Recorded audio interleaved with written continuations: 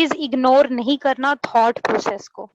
क्योंकि जहां पे थॉट प्रोसेस इग्नोर हुआ, अवॉइड हुआ, जहां आपने उसको जस्ट इग्नोर किया और आपने कहा कि ठीक है अब मुझे लग रहा है कि मैं बेहतर हूं क्योंकि मैं अपने काम पे फोकस कर पा रहा हूं, लेकिन आप जब तक अपने थॉट्स को सामने रख के और उनसे लॉजिकल वे में डिस्प्यूट नहीं करेंगे, लड़ाई नहीं करेंगे और कुछ लॉजिकल रीजनिंग के साथ आप कम बैक नहीं करेंगे, तो आप यूं समझ लें कि खुदा ना खास्ता रिलैप्स प्रिवेंशन के चांसेस हैं, यानी आप दोबारा डिप्रेसिव हो सकते हैं और आप मजीद बुरे लेवल पे भी खुदा ना खास्ता जा सकते हैं। ये वही लेवल्स हैं जहां पे अपने हम थॉट प्रोसेस को इग्नोर कर देते हैं या उसके साथ हम कुछ लॉजिकल रीजनिंग के साथ काम नहीं करते हैं, तो ये हमें सुसाइड की तरफ ले जाता है। सुसाइड भी डायरेक्टली सुसाइड नहीं होता, सबसे पहले सुसाइडल थॉट्स आती हैं, ठीक है, यानी हमारा जो थॉट है उसमें यही बात के मेरा दिल करता है मैं मर जाऊं, मेरा दिल करता है मैं खत्म कर लूं अपने आप को, इसको हम लोग नॉर्मली ले रहे होते हैं कि यार ये तो हर बंदे कह रहा होता है।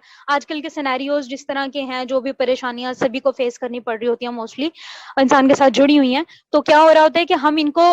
इग्नोर कर देते हैं इस वाली बात को कि ये हमारा कोई थॉट प्रोसेस भी एक्चुअली है जो कि हार्मफुल है हमारे लिए। लेकिन अगर आपने इसके बारे में सोच भी लिया कि आपने आपको जिंदगी आप अपनी खत्म करना चाहते हैं, तो खुदा ना खासतौर कल इसकी आप प्लानिंग भी कर सकते हो, आप इसकी प्लानिंग में भी शामिल हो सकते हैं, यानी आप सुसाइडल आइडिएशन भी कर सकते हैं ना। आफ्टर दैट आप अगर सुसाइडल आइडिएशन की तरफ चले गए हो तो सुसाइडल अटेम्प्टेशन भी आपके लिए मुश्किल नहीं है। अब आपने कहा कि इसको हम रोक कैसे सकते हैं, सबसे पहले हमें उनका जो सपोर्ट सिस्टम है उसको स्ट्रॉन्ग करना पड़ेगा, क्योंकि ऑल द टाइम में एक साइकोलॉजिस्ट, एक थेरेपिस्ट या एक फ्रेंड ऑल द टाइम नहीं रह सकता, लेकिन जो रह सकता है, अगर आपको पता है कि मोस्ट ऑफ द डे वो शख्स अपने घर में गुजार रहा है टाइम, तो आप उनका सपोर्ट सिस्टम, उनकी फैमिली है और उनके सिबलिंग्स हैं ऑब्वियसली, या उनका स्पाउस होंगे, उनके बच्चे होंगे, तो आप उनका उस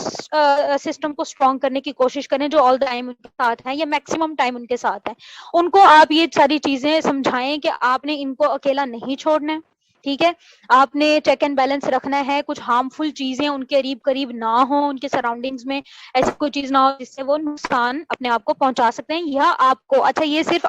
अपने आप को नुकसान पहुंचाना नहीं होता, ये हार्म लोगों के लिए भी हो सकता है, तो सो बी अवेयर